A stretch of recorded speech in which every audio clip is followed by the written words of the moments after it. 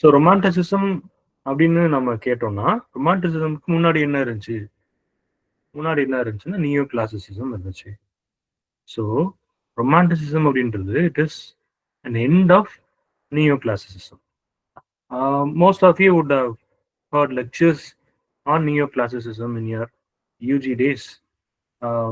நிறைய பேசியிருப்பாங்க, neo classicism பற்றி நிறைய பேசியிருப்பாங்க கிளாஸ்ல. இப்போ நியோ கிளாசிசிசம் எப்படி வந்துச்சு, என்ன ரீசனுக்காக வந்துச்சு அப்படின்னு பார்த்தோம்னா, அரவுண்ட் 1560s 1570s அந்த டைம்ல there was a group or like a literary circle called Areopagus. I'll spell it out. Areopagus. Areopagus அப்படின்னு ஒரு லிட்ரரி சர்க்கிள் இருந்துச்சு. அதுல கொஞ்சம் writers, some politicians or people who patronize or who favor literature, அவங்களாம் அதில் மெம்பர்ஸாக இருந்தாங்க. So that literary circle was called as Areopagus. அவங்களோட எய்ம் என்னவா இருந்துச்சு அப்படின்னா, இங்கிலீஷ் வேர்ஸை ரீஃபார்ம் பண்ணலாம் இருந்துச்சு. Because before the so called time 1560s அந்த ஏஜுக்கு முன்னாடி, டைமுக்கு முன்னாடி, இங்கிலீஷ் வேர்ஸ் வந்து purely copy of or followings of Greek, Latin மாதிரியான கிளாசிக்கல் லாங்குவேஜை அப்படியே ஃபாலோ பண்ற மெத்தட் தான் இருந்துச்சு. You can take Chaucer and அதுக்கு other contemporary of Chaucer as example.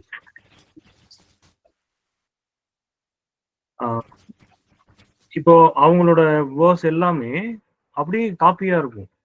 ஒரு லாட்டின் போம், கிரீக் போம்ஸ், பிரெஞ்சு போம்ஸ் இதோட காப்பீஸா இருக்கும்.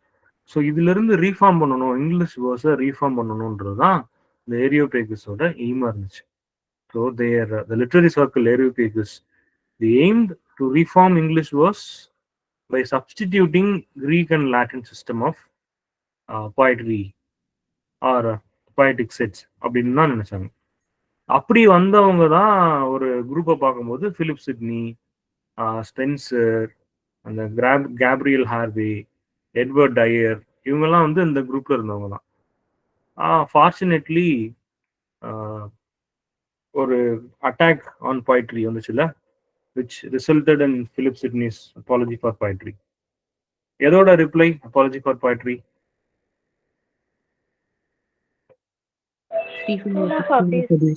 Yeah, very good. School of Abuse. Stephen Gosenoட School of Abuse. 1579ல there was an essay, an accusation.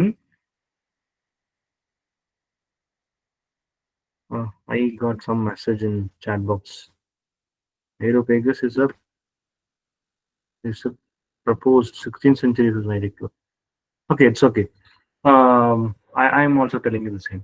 Good. Thank you for the note.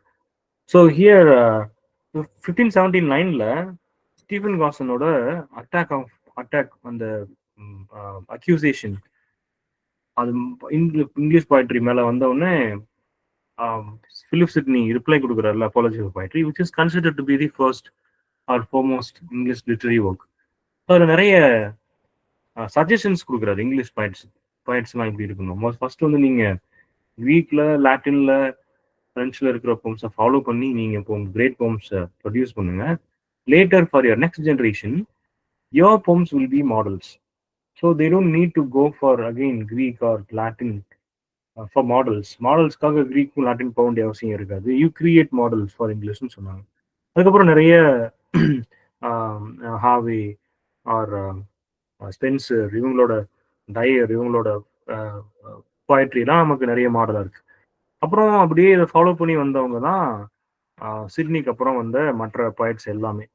So if you take Ben Jonson or when you talk about Dryden, இவங்களோட critical அக்ளைம்ஸ்லாம் பார்த்தீங்கன்னா அவங்க வந்து கிரீக்கையும் லாட்டினையும் ஒரு மாதிரி அவங்களோட கன்சர்ன்ல வச்சுக்கிட்டே இருப்பாங்க.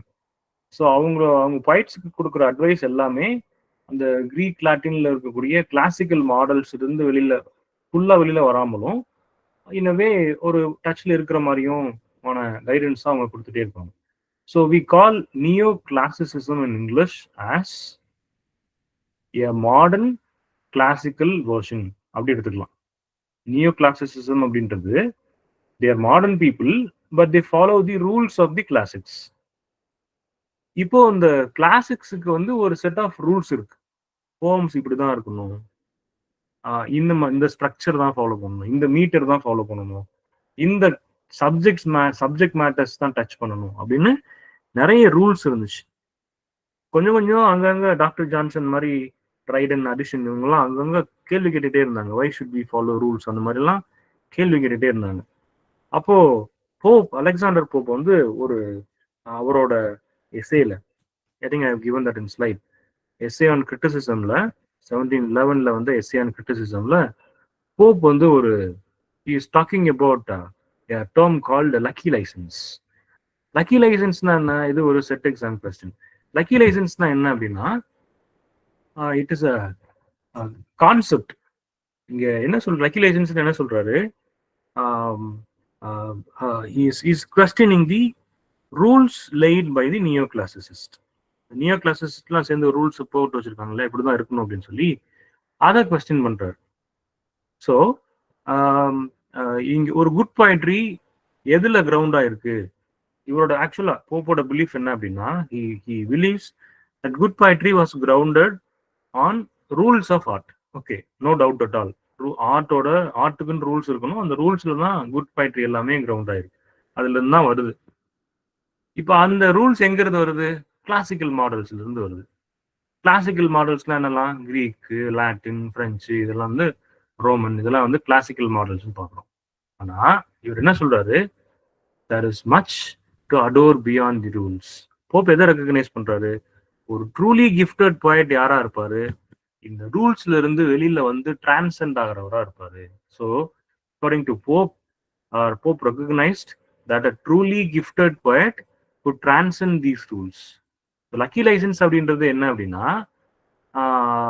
It is permissible act for poets. எப்போ இந்த கிரியேட்டட் ரூல்ஸ்ல இருந்து வெளியில வந்தாதான் ஒரு பியூட்டிஃபுல் poetryயை கொடுக்க முடியும் அப்படின்னா, the poet has license to come out of the rules and make his own poetry. So இங்க he is talking about the individual liberty. அதை டேர்ம் பண்ணாம இண்டிவிஜுவல் லிபர்ட்டின்னு பேச ஆரம்பிக்கிறார். ஸோ இதை ஜஸ்டிஃபை பண்றாரு. லைசன்ஸ், பாயிண்ட்ஸுக்குன்னு கொஞ்சம் லைசன்ஸ் இருக்கு. இந்த லைசன்ஸ் என்ன லைசன்ஸ்? எப்பயுமே ரூல்ஸ் ஃபாலோ பண்ணிக்கிட்டே இருக்கணும்னு அவசியம் கிடையாது, அங்கங்க கொஞ்சம் டீவியேட் ஆகலாம். ரைட், இதுதான் அந்த லக்கி லைசன்ஸ் அப்படின்றது. ஸோ ஃபாலோவிங் அலெக்சாண்டர் போப், நான் முன்னாடி சொன்ன மாதிரி போப் ட்ரைடன், டாக்டர் ஜான்சன் எல்லாமே they all questioned all rules. எந்த ரூல்ஸ் எல்லாம் அவங்க சொல்லக்கூடிய அந்த டெஸ்ட் ஆஃப் எக்ஸ்பீரியன்ஸ்க்கு அப்ளை ஆகலையோ அந்த ரூல்ஸ் எல்லாம் கொஸ்டின் பண்றாங்க. ரைட். ஸோ இப்படிதான் அந்த ரொமான்டிக் மூமெண்ட்ஸ்க்கான பேஸ் நியோ கிளாசிசிசமோட ஃபைனல் ஸ்டேஜ்ல வருது. So we consider doctor Johnson as the last critic or last person in English in neo கிளாசிசிஸ்ட் age. இந்த நியோ கிளாசிக்கல் ஏஜ்ல கடைசியில் இருக்க கிரிட்டிக் அல்லது ஒரு கிரேட் லிட்ரரி ஸ்காலர் யாருன்னா டாக்டர் ஜான்சன் பார்ப்போம். டாக்டர் ஜான்சன் வந்து ஒரு மதில் மேல் பூனை மாதிரி. ஒரு side he is advocating for neoclassicism, the other side he also encourages poets for having to touch on new subject matters to make poetry much easier and much accessible to the common man. அந்த பெர்ஸ்பெக்டிவ்லையும் doctor Johnson வந்து பேச ஆரம்பிக்கிறாரு. Someone has turned his or her camera on. I think it is. Someone please tell her to turn off the camera. Okay, good. So இப்படி நம்ம பார்க்குறோம். So போப்போட lucky லைசன்ஸ்க்கு அப்புறம் நம்ம பார்க்கணும் எப்படி வரோம்னா, ரொமான்டிசிசம்னா என்ன அப்படின்னு சொல்லி ஒரு டேர்ம்குள்ள வரும். அப்படி கொஞ்சம் கொஞ்சமாக நுழைய ஆரம்பிக்கணும் இல்லையா? இப்போ ரொமான்டிசிசம் அப்படின்றது இவங்க மட்டும் இல்லை, அந்த ரூல்ஸ் பேசுறது மட்டும் கிடையாது. இது முன்னாடியே இப்போ வந்து அரிஸ்டாட்டில் எடுத்துக்குவோம். அரிஸ்டாட்டிலை பற்றி பேசும்போது அரிஸ்டாட்டில் வந்து ஒரு he was the one who talked about having pleasure in literature. லிட்ரேச்சர்ல பிளஷர் இருக்கணும்னு ஃபர்ஸ்ட் பேசினது யாரு? அரிஸ்டாட்டில் தான். ஏன்னா அவரோட ஃபாதர் பிளேட்டோ வந்து என்ன சொன்னாரு, ஆர்ட் வந்து மாரல் மட்டும் தான் சொல்லணும், art is a product of inspiration சொன்னார்ல. இல்ல அது இமிட்டேஷன், அது ஒரு natural imitation, it should have pleasure அப்படின்னு சொன்னது முதல் அரிஸ்டாட்டில் தான். பட் அரிஸ்டாட்டிலேயே எப்படி பாக்குறோம் அப்படின்னா, ஒரு ரூல்ஸ்க்குள்ள மேட்ச் ஆகக்கூடிய அல்லது ரூல்ஸ்க்குள்ள போட்டு அடக்கி வச்சிருக்கிற ஒரு ஒரு கான்செப்ட் தான். ஐ மீன் ஒரு ஒரு ஒரு ஒரு ஒரு ஐடியாலஜிக்கல் பிரிசனரா தான் நம்ம பார்க்கறோம் அரிஸ்டாட்டில். ஸோ அப்படி பார்க்கும்போது இந்த குவிண்டிலியன் லாஞ்சைனஸ்ல இருந்து வரும்போதே நம்ம அவங்க டாக்கிங் அபவுட் லிமிடேஷன்ஸ், அவங்க வந்து ரொம்ப நிறைய லிமிடேஷன்ஸ் பத்தி பேசினாங்க. இன்னும் லாஞ்சைனஸோட ஐடியாஸ்லாம் எடுத்து பார்த்தோம்னா he is talking about sublime noble தாட்ஸை பத்தி பேசுறாரு. ஸோ இப்படியே அவங்க வந்து ரொம்ப ரொம்ப பியூரா இந்த ஆர்ட் ஃபார்மை ரொம்ப பிலாசபிக்கலா அப்படி கொண்டு போறாங்க. ஸோ எப்போ இந்த ஆர்ட் ஃபார்ம் எல்லாம் ஒரு பிலாசபிக்கலா ஒரு ரூல் ஸ்ட்ரக்சருக்குள்ள இருக்குதோ அப்போ அது காமன் மேனுக்கான அக்சசிபிலிட்டியில இருக்காது. Understand this concept very well because this is the foundation of romanticism. எப்போ ஆர்ட் ஃபார்ம் காமன் மேனுக்கு அக்சசிபிளா இருக்கோ அதுதான் ரொமான்டிசிசம் ஆகுது. ஸோ இப்போ நம்ம ரொமான்டிசிசம்னா என்னன்னு பார்க்குறோம். ரொமான்டிசிசம்னா ஒரு நியூ சேஞ்சுன்னு பார்க்குறோம். என்ன சேஞ்ச் அது? இவ்வளோ நாள் ஆர்ட் ஃபார்ம் எல்லாம் எங்கேயோ ஒரு ஒரு ஒரு ஹை ஸ்டாண்டர்டாகவும் ஒரு ரூல்ஸ்குள்ள ஒரு ஸ்ட்ரக்சருக்குள்ள இருக்கிறதாகவும் அல்லது ஒரு எலைட் செக்டோட ப்ராப்பர்ட்டி மாதிரியும் இருந்த ஆர்ட்டை காமன் மேன்கிட்ட கொண்டு வந்து சேர்த்தது தான் romanticism. So the new change is converting or bringing down the elite concept of art to the common man. Common மேன்ல கொண்டு வந்து சேர்க்கணும்னு என்ன பண்றது? First the subject matter of poetry should be taken from common men's lives. இப்போ நீங்க கொஞ்சம் just அப்படியே சாதாரணமா இமேஜின் பண்ணி பார்த்தாலே உங்களுக்கு புரியும். டேஃபடில்ஸ், வில்லியம் வேர்ட்ஸ்வர்த்தோட daffodils. You know what is a daffodil? Daffodil is a flower. என்ன மாதிரி ஃப்ளார்? நம்ம ஊர்ல இந்த வயக்காட்டுல அல்லது ஏதாவது இந்த வாட்டர் ரிசோர்ஸ் இருக்கிற இடத்துல காட்டு செடி மாதிரி வளர்ந்து கிடக்கும்ல, கலர் கலரா பூ பூத்து கிடக்கும் இல்லையா? Nobody will notice. அந்த மாதிரி ஒரு டைப் ஆஃப் ஃப்ளார் தான் டேஃபடில். தி நார்தன் பார்ட் ஆஃப் யூரோப்ல எங்கெல்லாம் லேக்ஸ் இருக்கோ, எங்கெல்லாம் வந்து ஒரு வாட்டர் ரிசோர்சஸ் இருக்கோ, அங்கெல்லாம் வந்து அப்படியே கூட்டம் கூட்டமா பூத்து கிடக்கும். Mostly yellow in colour. இப்போ நம்ம பேக்ரவுண்ட் பத்தி பார்ப்போமே, டேஃபடில்ஸோட பேக்ரவுண்ட் பத்தி பார்ப்போமே. Wordsworth lost his brother. அவர் ரொம்ப டிப்ரெஷன்ல இருக்காரு. His brother died. டிப்ரெஷன்ல இருக்காரு. ஒரு பிரேக்குக்காண்டி is going to some country side. One evening he had a walk. அப்படியே போறாரு. There was a lake in the bottom of the uphill. அப்படி போயிட்டே இருக்காரு. அந்த லேக் உள்ள போல, லேக் பக்கத்துல எல்லாம் போல, கொஞ்சம் தூரத்துல இருந்து லேக்கோட கரையை பார்க்கும்போது அங்க டேஃபடில்ஸ் வந்து அப்படியே thousands of daffodils R blossom அப்படியே பூத்து கிடக்கு. Evening time breeze, gentle breeze, கொஞ்சம் ஹெவி விண்டா ஆகிறதுக்கு முன்னாடியான ஜென்டில் ப்ரீஸ் இது. அப்படியே காத்து சில்லுன்னு அடிக்குது. அப்போ காத்து எப்பெல்லாம் அடிக்குதோ, கொஞ்சம் ஃபோர்ஸ்ஃபுல்லா எப்பெல்லாம் காத்து அடிக்குதோ, அப்போ எல்லா டேஃபடில் பிளாஸும் சேர்ந்து ஒரு சைடு ஆடுது. ஈஸ்ட் டு வெஸ்ட் அப்படின்னா வெஸ்ட் சைட்ல அப்படியே சாயுது. வெஸ்ட் டு ஈஸ்ட்னா அப்படியே ஈஸ்ட் சைட்ல ஒரு மாதிரி சாயுது.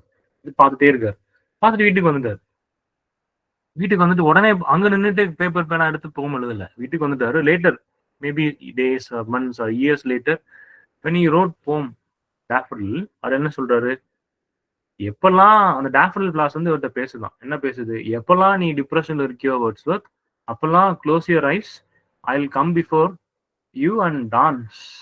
எதை டான்ஸ்ன்னு சொல்றாரு? The movement of daffodil class. அதே ஒரு டான்ஸ்ன்னு சொல்றாரு. எப்பெல்லாம் அந்த டேஃபடில் கிளாஸ் டான்ஸ் ஆடுதோ அப்பெல்லாம் அவருக்கு வந்து ஒரு ஒரு பரவச நிலை வந்துடுறாரு. ஒரு ஹாப்பி மூடுக்கு வந்துடுறாரு. இதான டேஃபடில் போமோட சம்மரி. இப்பதானே டேஃபடில் போம் இருக்கு.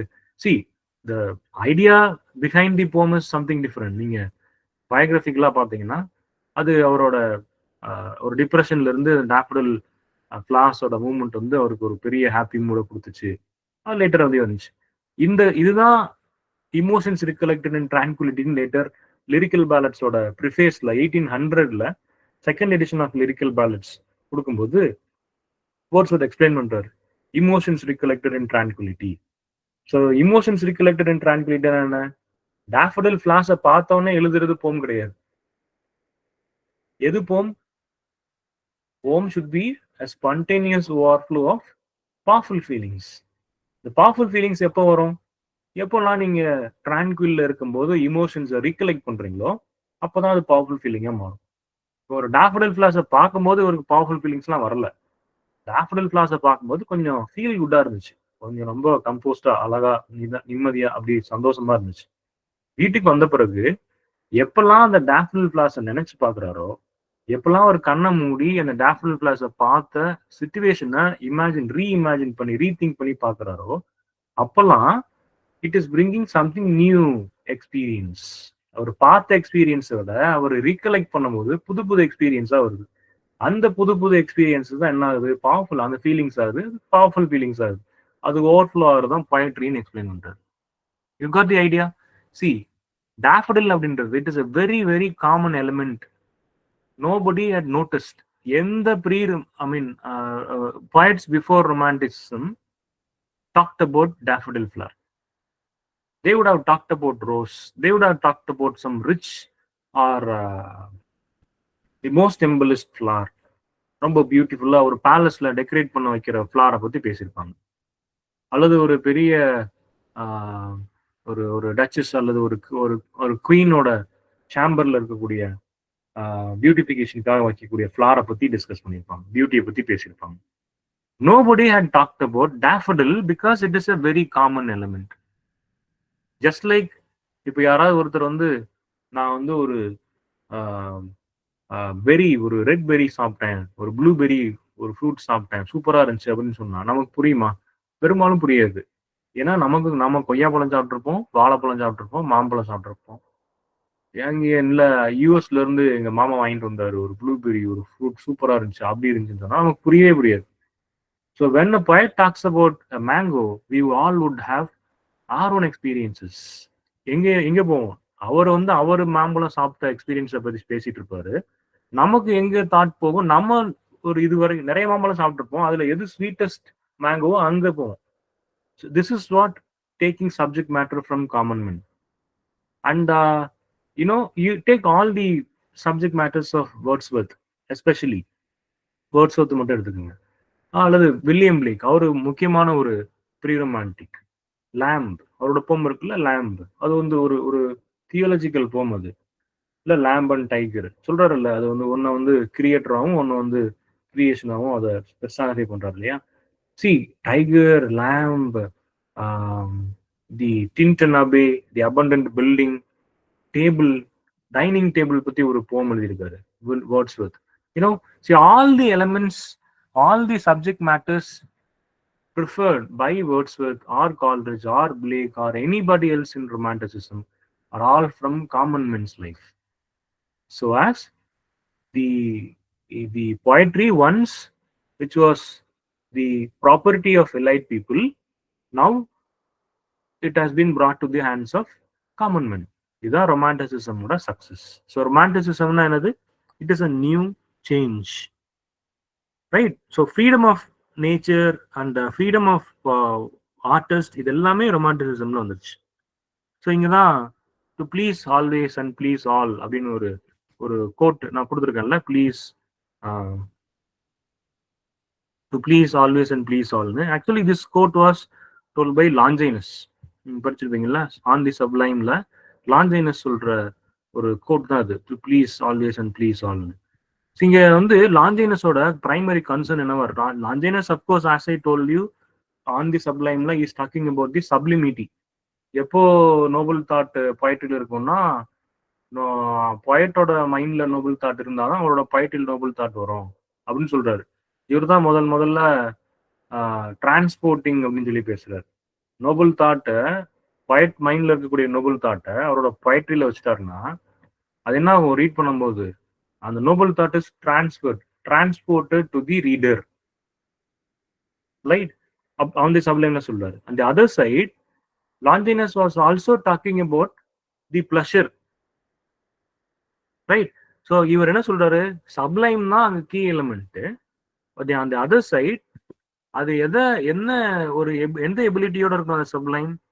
It should transcend time, should transcend culture and it should transcend the personal preference. இந்த சப்ளைம் எங்க ஒர்க் ஆகும் அப்படின்னா அது எப்போ யூனிவர்சல் அப்பீலா இருக்கோ அப்பதான் ஒர்க் ஆகும்.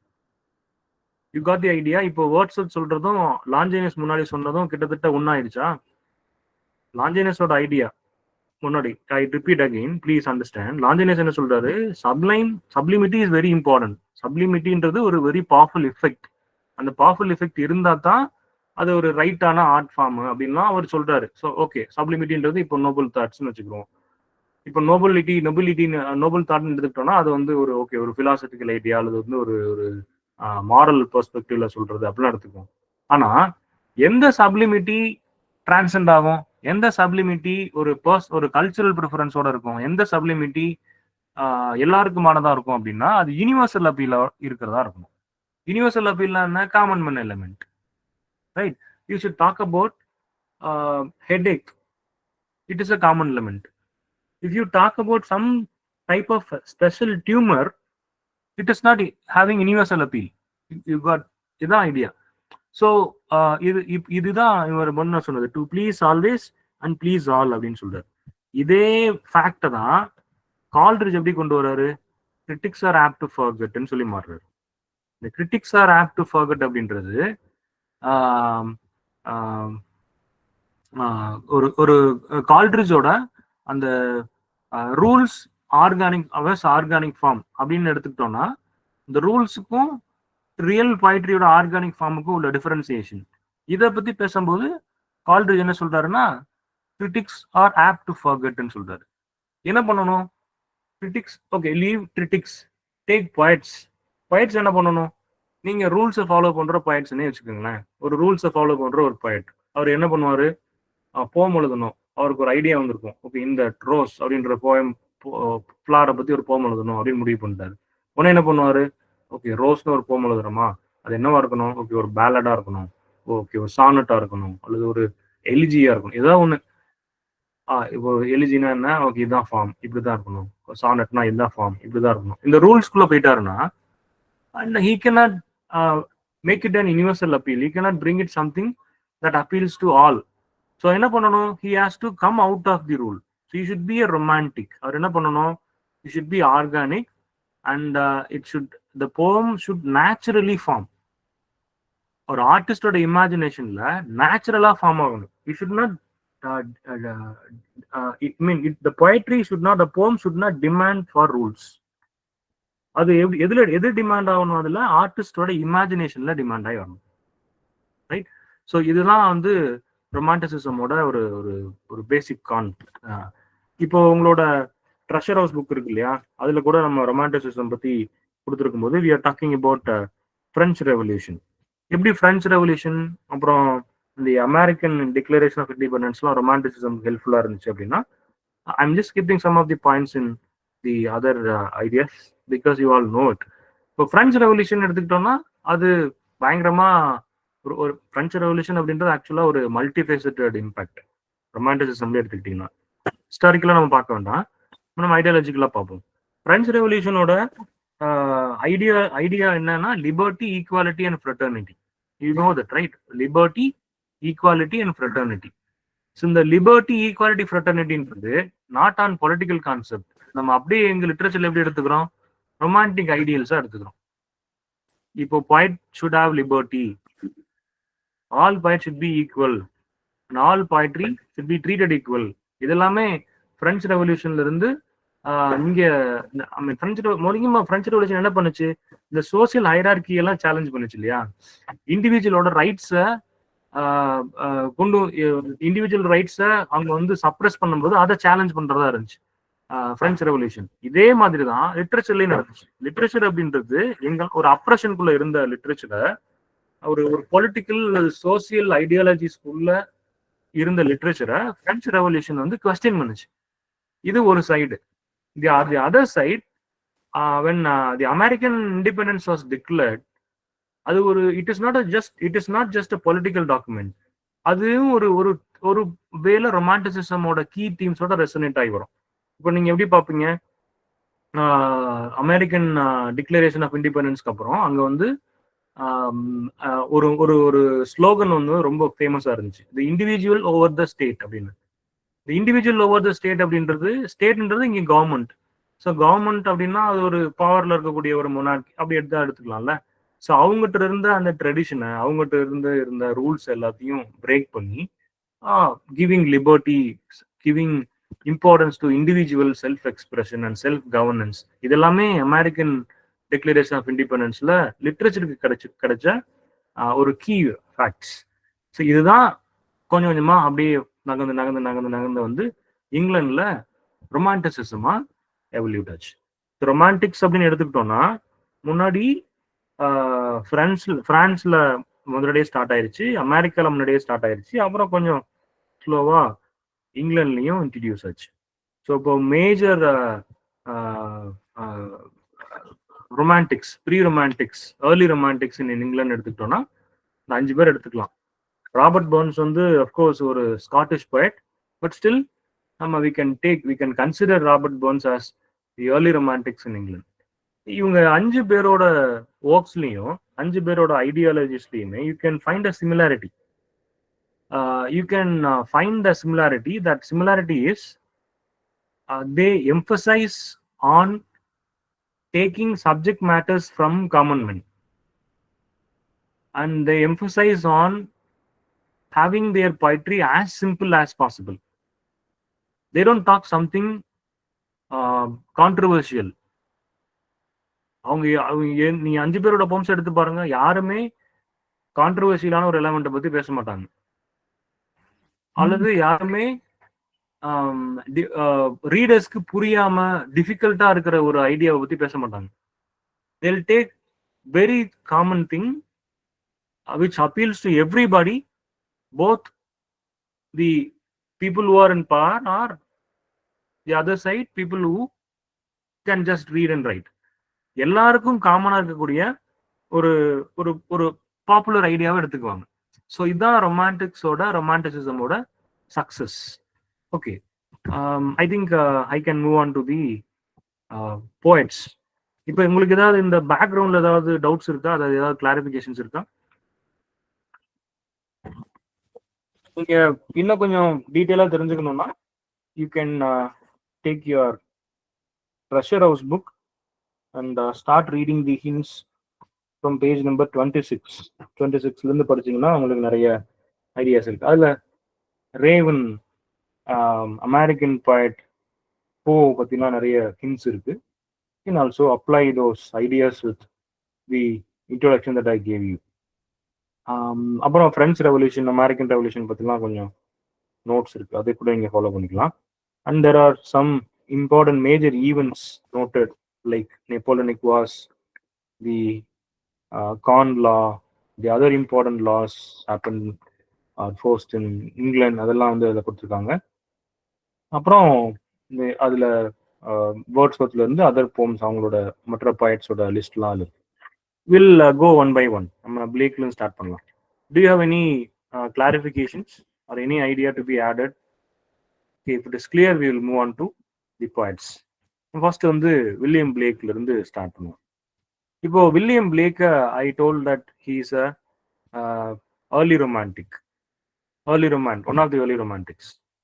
ஏன்னா வில்லியம் பிளேக்கோட poetry explored the themes of personal experience and social injustice. And he also talked about the power of imagination. அதனால வில்லியம் பிளேக்கை நம்ம ரொமான்டிக்கா எடுத்துக்கணும். For example, his songs of innocence and experience, marriage of heaven and hell. Milton பத்தி பேசும்போது plague சொல்றாரு, மில்டன்னா அவரோட inspiration சொல்றாரு. Milton சொல்லல, மில்டனோட Paradise லாஸ்ட்ல வர சேட்டன் இருக்கு இல்லையா, அந்த சேட்டன் தான் அவரோட இன்ஸ்பிரேஷன் சொல்றாரு. இது வந்து ஒரு தீஸ், ஒரு பிலீவர் ஆஃப் காட். பட் பிளேக்கோட ஐடியாஸ் எல்லாம் இட்ஸ் வெரி நியூ. இப்போ ரொமான்டிசிசம்க்கு இன்னொரு புது டெஃபினிஷனே வில்லியம் பிளேக்ல வந்து நம்ம எடுத்துக்கலாம். ரொமான்டிசிசம்னா இந்த மாதிரி காமன் மேன் லைஃப்ல இருந்து எடுக்கிற தீம்ஸ், எடுக்கிற போம்ஸ் மட்டும் இல்லை, ஒர்க்ஸ் மட்டும் கிடையாது, அல்லது எல்லாருக்கும் அப்பீல் ஆக மாதிரியான ஒர்க்ஸ் எடுக்கிறது மட்டும் கிடையாது. ரொமான்டிசிசம்னா அதுக்கு முன்னாடி இருந்த நியோ கிளாசிக்கல் ஐடியாஸை சேலஞ்ச் பண்ணாலே இது ரொமான்டிசிசம் தான். நீங்க பிளேக்கோட போயட்ரி அப்படிதான் பார்க்க முடியும். Because Blake kept imagination over reason. மற்ற பாயிண்ட்ஸ் முன்னாடி இதுக்கு முன்னாடி இருந்த பாயிண்ட்ஸ் எல்லாமே they had they gave importance to reason, not imagination. Blake started giving importance to imagination more than reason, right? So Blake பத்தி when we talk Blake, அது வந்து பிளேக்கோட ideas பார்த்தோம்னா ஒரு you can find a kind of divine vision. இவர் இமேஜினேஷனை ஒரு creative ஸ்கில்லா மட்டும் பார்க்கறது கிடையாது. He is considering that the imagination is something like divine vision, right? Imagination na ஒரு ஹையர் ட்ரூத், ஒரு ஸ்பிரிச்சுவல் ரியாலிட்டியை அக்செப்ட் பண்றதுக்கு அல்லது ஒரு ஸ்பிரிச்சுவல் ரியாலிட்டி ஒரு ஹையர் ட்ரூத்தை அண்டர்ஸ்டாண்ட் பண்ணிக்கிறதுக்கான கீன்னு நினைச்சார். ஸோ இமேஜினேஷன் ஒரு ரீசன்றது அங்கே ப்ரூவ் ஆகுது. And then imagination as the door of perception. அவரோட மாரி ஒரு ரொம்ப ஃபேமஸான கோட் இருக்கு. if the doors of perception were cleansed, everything would appear to man as it is infinite அப்படின்னு சொல்லுவார். I repeat, if the doors of perception were cleansed, everything would appear to man as it is. அப்படியே புரிய ஆரம்பிச்சிடும். See, we can talk a minute, we can dedicate a minute for philosophy. Imagine we all have grudge over other people. சிரிப்போம் பார்த்தா, ஆனா மனசுக்குள்ள ஒரு கோவம் grudge வச்சுக்கிறோம்ல. எதனால? Because we don't understand. When you start understanding, when you make your mind very clear, if the door of your perception is cleansed, what happened? You would start accept the other fellow human being as he is or as she is. அவங்க எப்படி இருக்காங்களோ அப்படியே accept பண்றது தான் life. ஓஷோவோட core philosophy என்ன? Accept things as it is, accept the reality, right? That's it. Infinite ஆயிரும் இல்லையா? So he considers the imagination as the door of perception. Imagination ஸ்ட்ராங்கா இருந்துச்சுன்னா, இமேஜினேஷன் ரீசனோட மேல இருந்துச்சுன்னா, you can have the infinite ideologies, right? And then individualism and rebellion, அத்தாரிட்டியை challenge பண்றதும் இங்க சொல்லி கொடுக்குறாரு. மார்ஜினலைஸ்டோட வாய்ஸா இருக்கு யாரோட போய்ட்ரி? வில்லியம் பிளேக்ஸோட poetry. For example the chimney sweeper, right? அது ஒரு ஒரு ஒரு சோசியல் ரோல்ஸ்ல ட்ராப் ஆயிருக்கக்கூடிய ஒரு கேரக்டர் பத்தி பேசுற ஒரு போய்ட்ரி தானே. So romanticism on the other side, William Wordsworth, Coleridge மாதிரி ரொம்ப ரொம்ப பேசிக்கான அல்லது நேச்சுரலான ஐடியாஸ் மட்டும் இல்லாம, sometimes it could also be the voice of the marginalized. Because marginalized ன்னு பார்த்தாலே அது நியோ கிளாசிக்ஸோட ஆப்போசிட் ஐடியாவாக தான் இருக்கும். So it is a romantic. So இப்படிலாம் பார்க்குறோம். Maybe I can talk more about William Blake. I thought I could it is enough to get in to Blake's poetry. So first நம்ம பிளேக்கோட கான்ட்ரிபியூஷன்ல பார்க்க வேண்டியது the poetical sketches, right? The poetical sketches. அது அங்க இருக்குல்ல, ஸ்லைட்ல இருக்குதானே poetical sketches.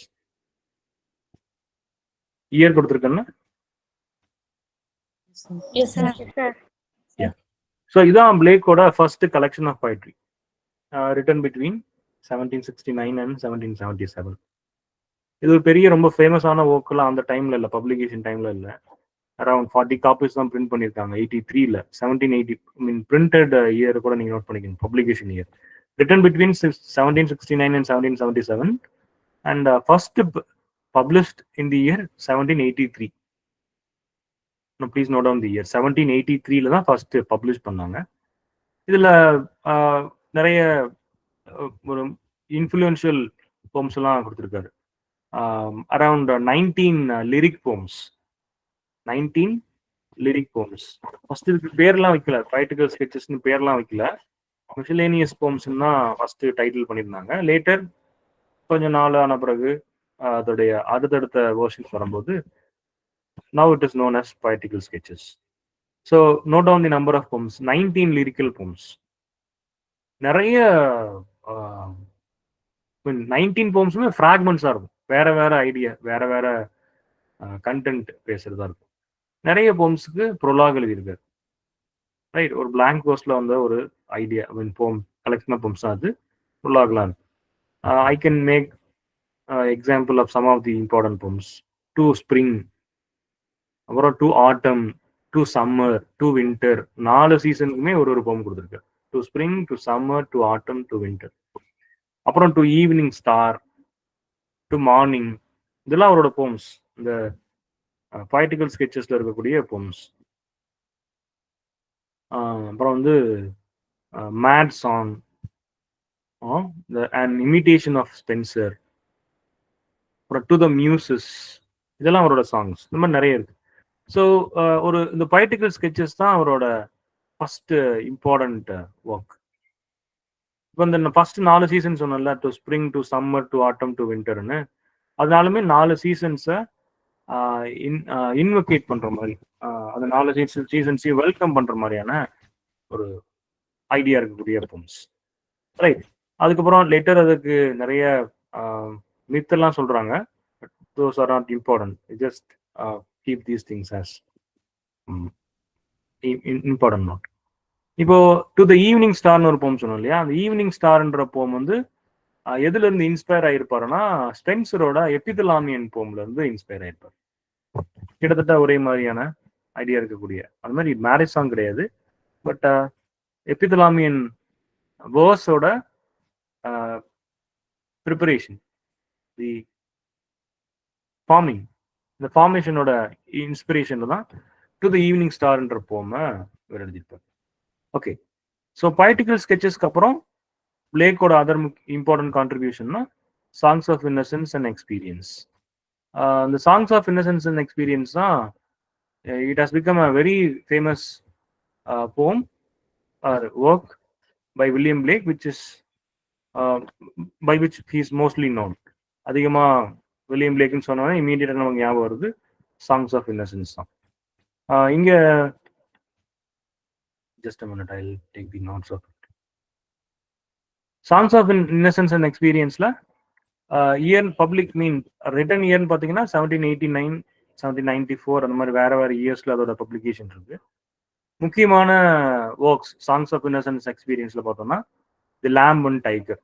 The lamb and டைகர்ன்றது வேற வேற போம்ஸ். தி லேம்ப் ஒரு போம், தி டைகர் அனதர் போம்.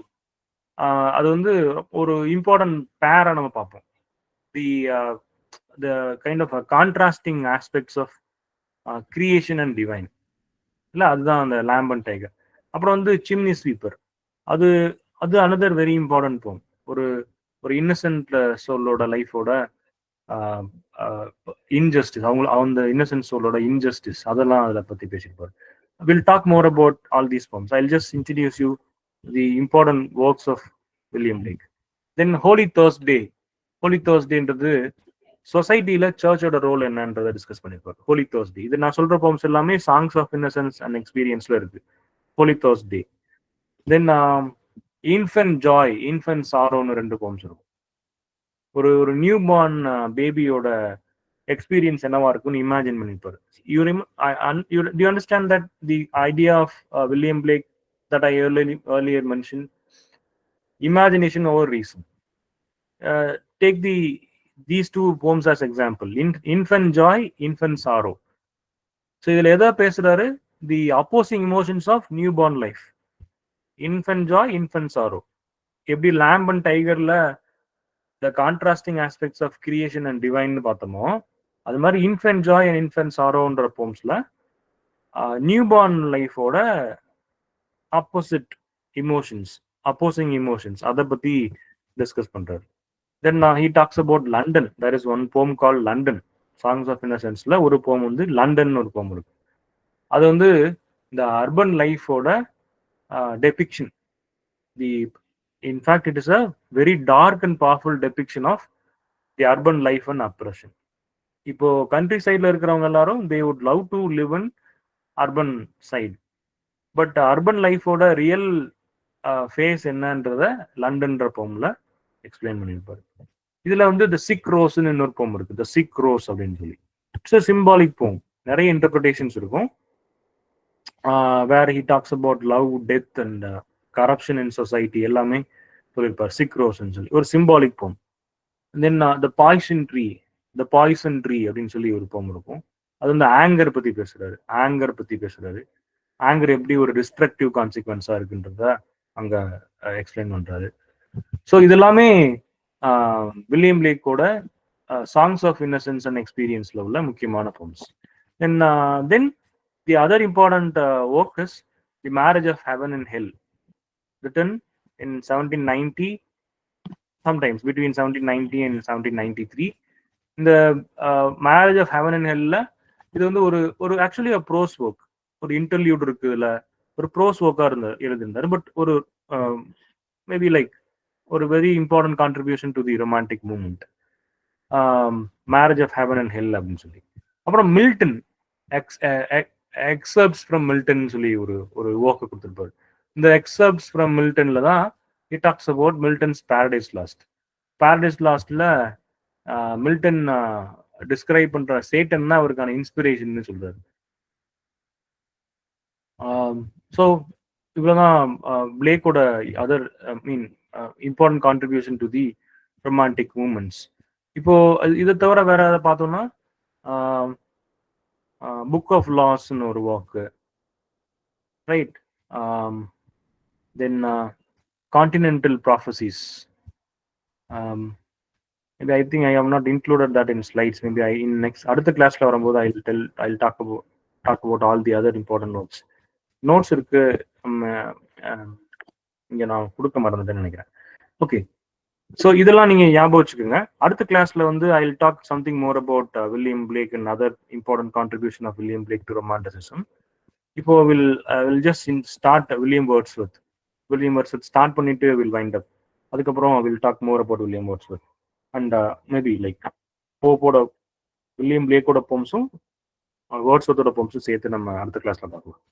இப்போ வேர்ட்ஸ்வொர்த் வந்து the real beginner of romanticism. வேர்ட்ஸ்வொர்த்ல இருந்து தான் the romantic age in English started. இப்போ பிளேக் எப்படி பார்க்கலாம்னா ஒரு ப்ரீ ரொமான்டிசிசம்கான ஃபவுண்டேஷன் அதெல்லாம் லே பண்ணது வில்லியம் பிளேக்னு எடுத்துக்கிட்டோம்னா, வேர்ட்ஸ்வொர்த் தான் ஒரு ஒரு ஒரு ஒரு நியூ பிக்சரை இங்க இன்ட்ரடியூஸ் பண்றாரு.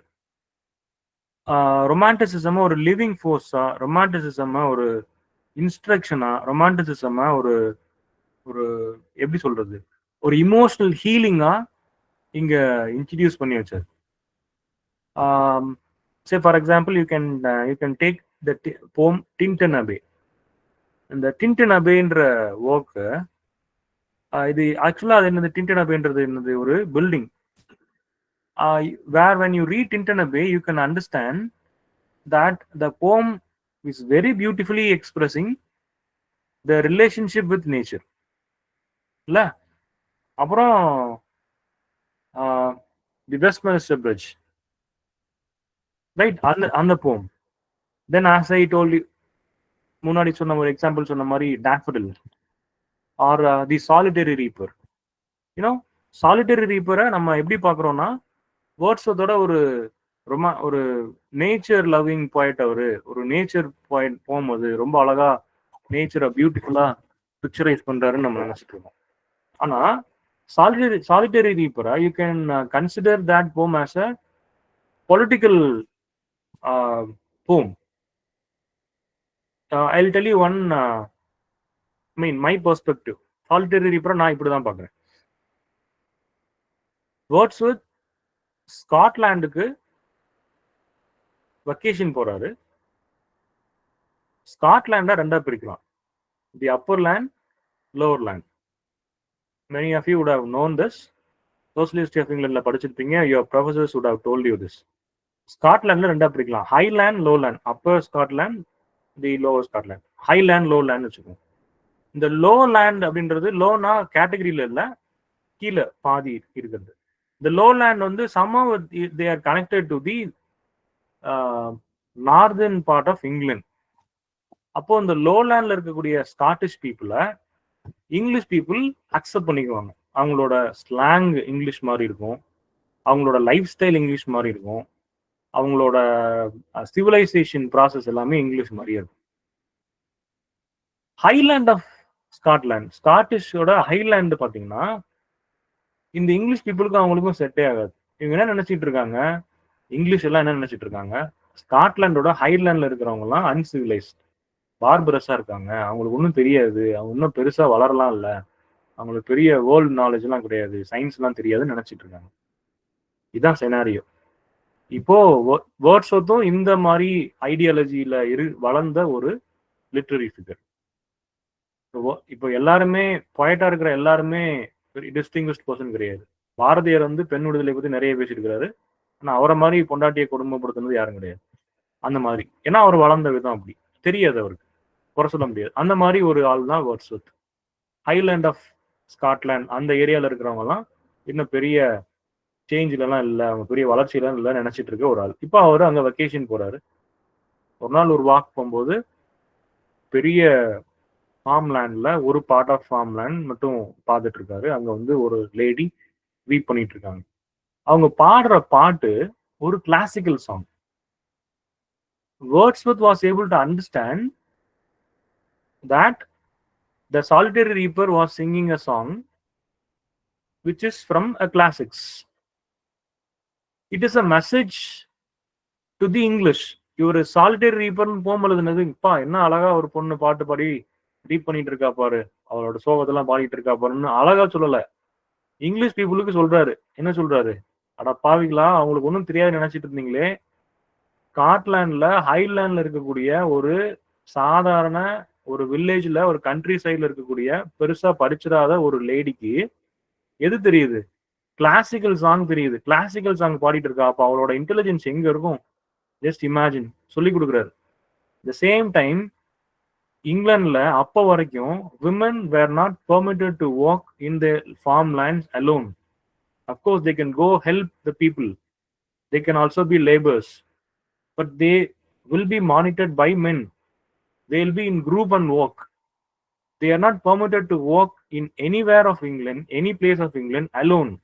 அதான் இங்கிலீஷோட கண்டிஷன். அப்போ அதான் அவங்களோட mind set, ideology.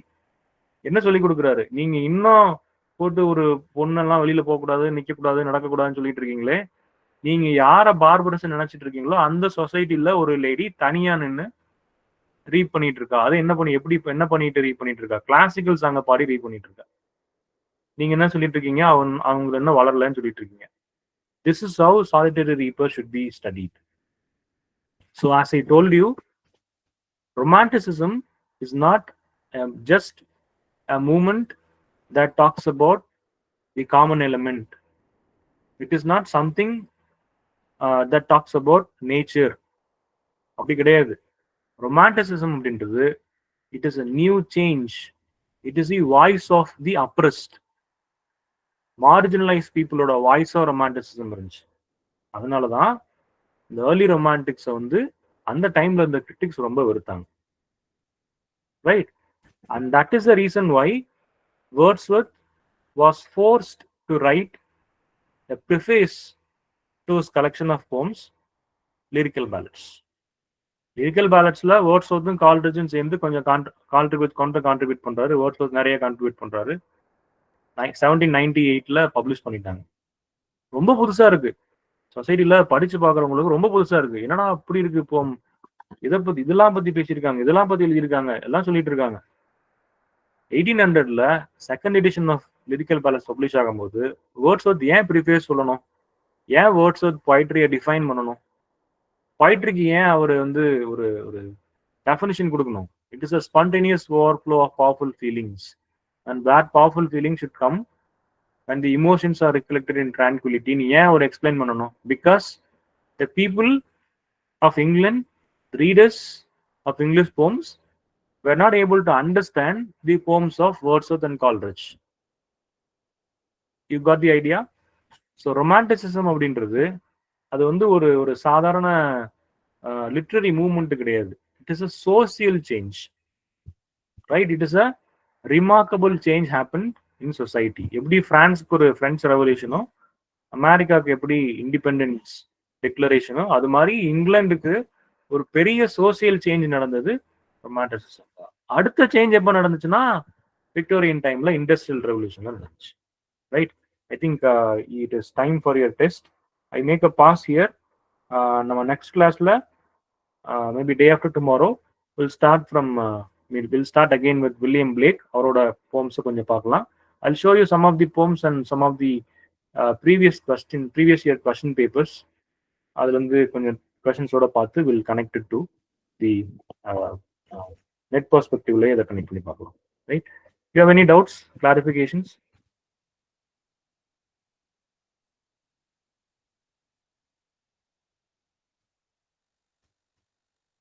If it's clear, we'll wind up.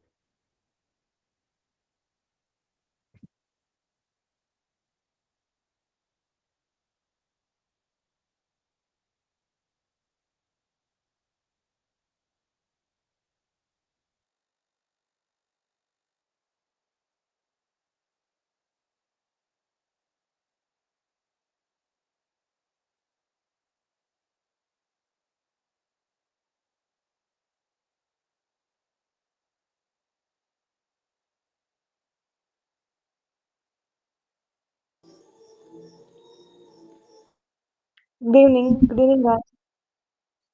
So lab test ready? Okay. So interactive கொண்டு போங்க ஓகேவா? So as usual நான் previous year questions எடுத்துட்டு வந்திருக்கேன். எனக்கு நான் homework post பண்ணதுல இருந்து தான் questions போட்டிருக்கேன். So try to attend, okay? Questions post பண்ணலாமா?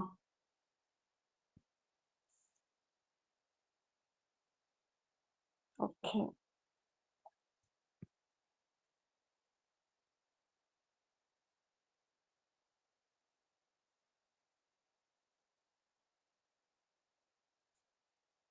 I'm posting the first question. Robert Galbraith is the pseudonym of option A G.K. Chesterton, option B William Golding, option C J.K. Rowling, option D Rabindranath Tagore. So complete பண்ணிட்டீங்கன்னா give me a thumbs up. Next question நான் post பண்றேன்.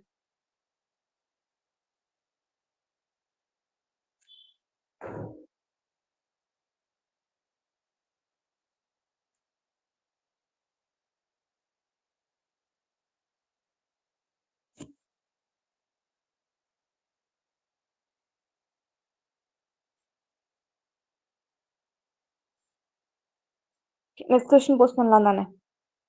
Okay, I'm posting the second question. What is the original title of the work, A Narrative of Adventures in the South Sea?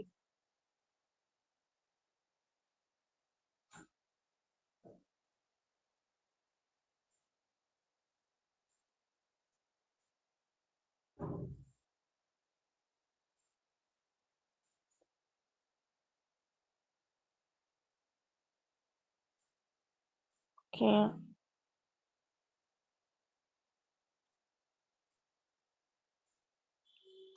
Okay, I'm posting the third question. So interactive கொண்டு போங்க. முடிச்சிட்டீங்கன்னா thumbs up கொடுங்க.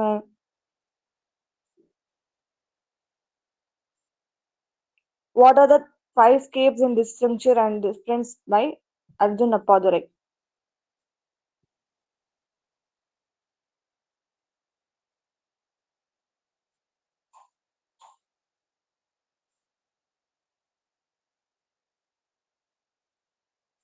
Okay.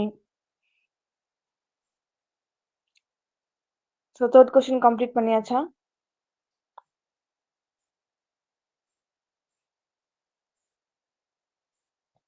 Okay, I'm posting the fourth question. Stay safe, stay well, stay happy. It is an example of option A cataphora, option B tautology, option C anaphora, option D litotes.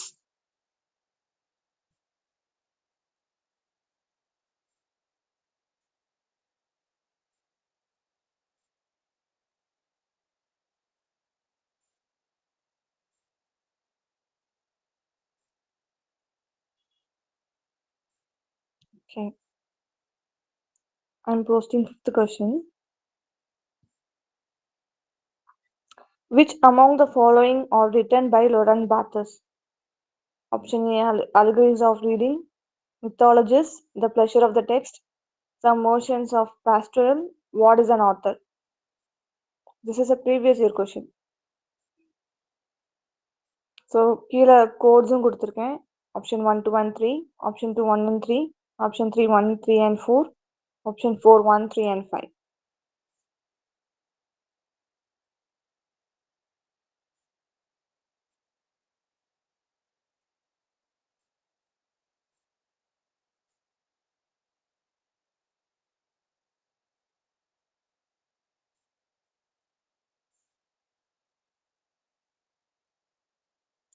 Okay, I'm posting 6th question. Roland Barthes, in his Introduction to the Structural Analysis of Narratives, 1966, proposed 3 levels of narrative structure. Which among the following are the narrative structures proposed by him? Option A, functions. Option B, actions. Option C, grammar. Option D, narration. Option E, coherence.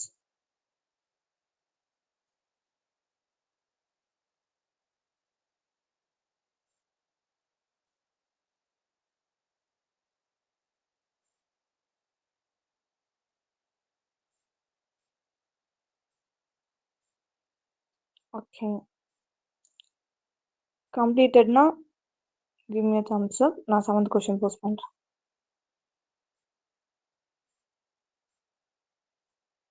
Okay.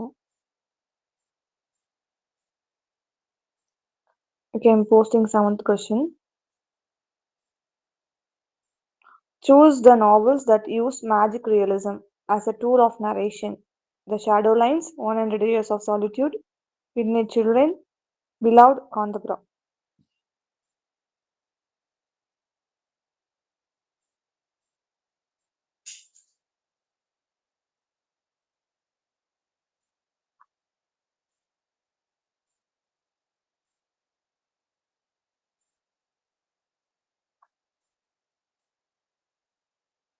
Okay.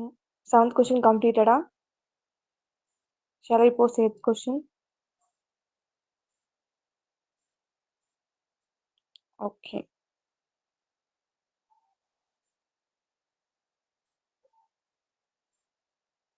Wait பண்ணுங்க, நான் balance வந்து copy பண்ணி அனுப்புறேன்.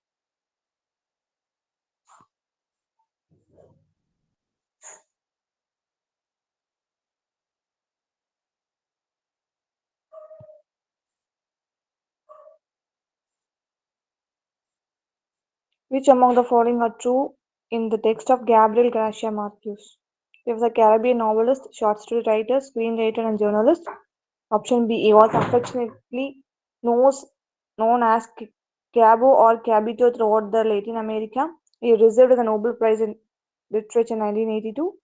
Love in the Time of Cholera is a memoir written by Marquez. His novel 100 Years of Solitude was published in 1967.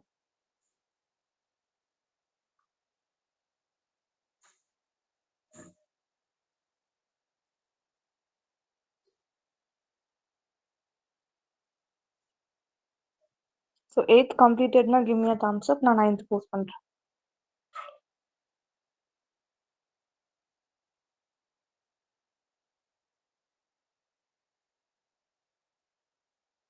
Okay.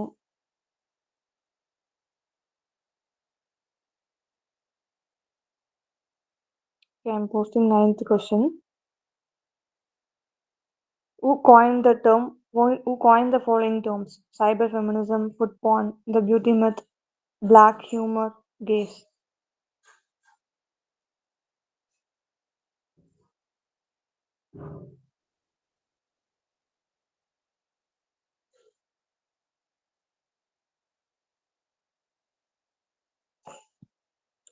Completed na, நான் last question post பண்றேன்.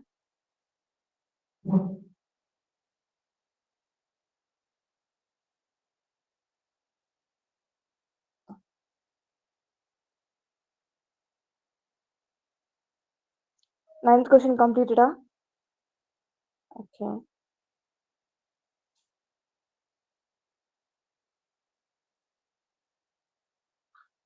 Okay, I'm posting 10th question.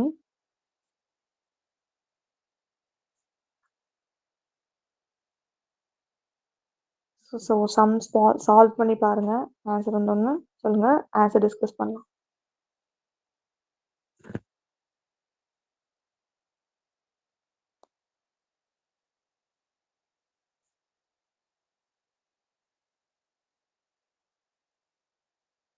The ratio of number of men and women in a factory of 720 workers is 7:5. How many more women should be joined to make the ratio 1:1? Option A 80, option B 75, option C 120, option D 100.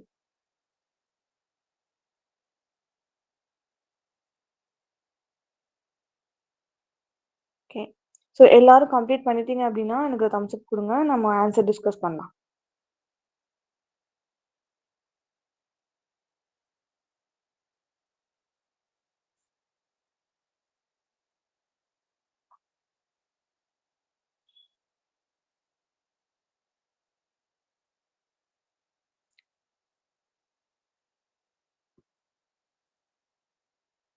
So answer discuss பண்ணலாமா?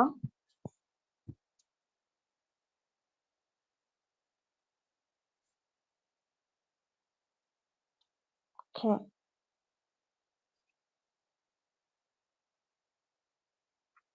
First question, Robert Galbraith is a pseudonym of? Answer சொல்லுங்க. J.K. Rowling. J.K. Rowling. Okay. What is the original title of the work, A Narrative of Adventure in the South Sea? Omo. Omo யாரோட work? Herman Melville. எப்போ publish ஆயிருக்கும்? 1847. Yes, 1847. A Narrative of Adventure in the South Sea is the original title of Omo. Omo is written by Herman Melville, published in the year of 1847. Okay. What are the 5 scapes in disjuncture and difference by Arjuna Padarai? Technoscape, ethnoscape. Yes. Ethnoscapes, mediascapes, technoscapes, financecape, ideoscape. எப்போ publish ஆயிருக்கும்? 1990. Yes, very good. 1990 publish ஆயிருக்கும். Okay, fourth question. Stay safe, stay well, stay happy. It is an example of? Anaphora. Yes, very good. Yes, very good. Anaphora. Okay, fifth question. Which among the following are written by Roland Barthes?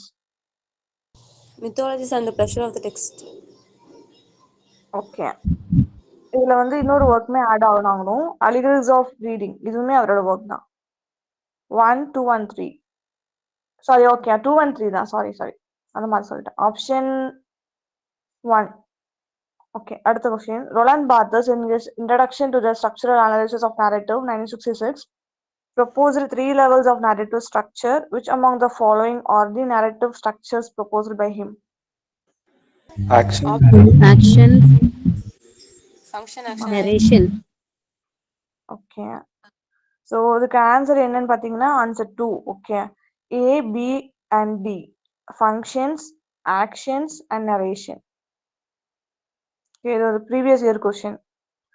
அடுத்து, choose the novels that use magic realism as a tool of narration. Option 1, ABC. Okay, very any other answer? ABC, Okay, option 2. Okay, B, C and D. 100 Years of Solitude, Midnight Children and Beloved.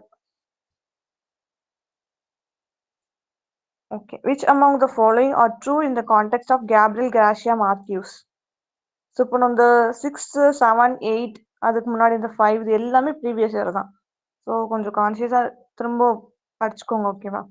So 8th கொஸ்டினான answer என்னது? Option 4. Okay, any other answer?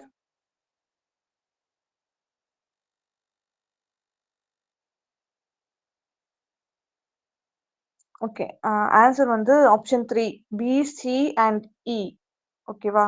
He was affectionately known as Gabo or Gabito throughout the Latin America. He received a Nobel Prize in Literature in 1982. His novel 100 Years of Solitude was published in 1967. Okay, who coined the following terms? Cyber feminism யாரு? Paddy plant. Paddy plant. Yes, very good. Sadi plant. Food pond. Rosalind Coward. Yes, Rosalind Coward.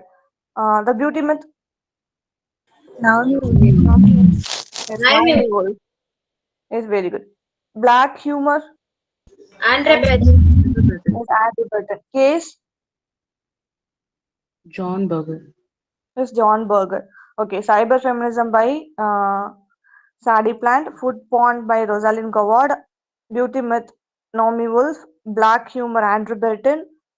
Gaze John Berger. Okay, so last question can answer another. The ratio of number of men and women 120. 120. is very good. 120. Okay, so marks calculate பண்ணி குரூப்ல sorry chat பாக்ஸ்ல போடுங்க. 6th question answer மட்டும் repeat பண்ண முடியுமா? Okay அந்த வரேன். So நான் எல்லாமே பிடிஎஃப் மேக் பண்ணியிருக்கேன். ஸோ அதுமே குரூப்ல சென்ட் பண்றேன். ஓகேவா? ஸோ 6th கொஸ்டினுக்கு வந்து answer option 2. A, B and D. Functions, actions, narration. Thank you. Okay.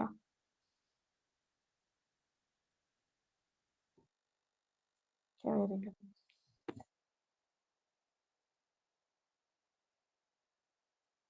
Thank you for your patience. So எல்லா டெஸ்ட் நாளா அட்டெண்ட் பண்ணி இந்த क्वेश्चंस ஈஸி தானே?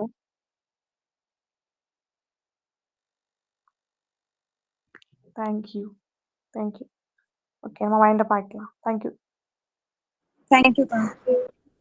Ma'am, thank you all.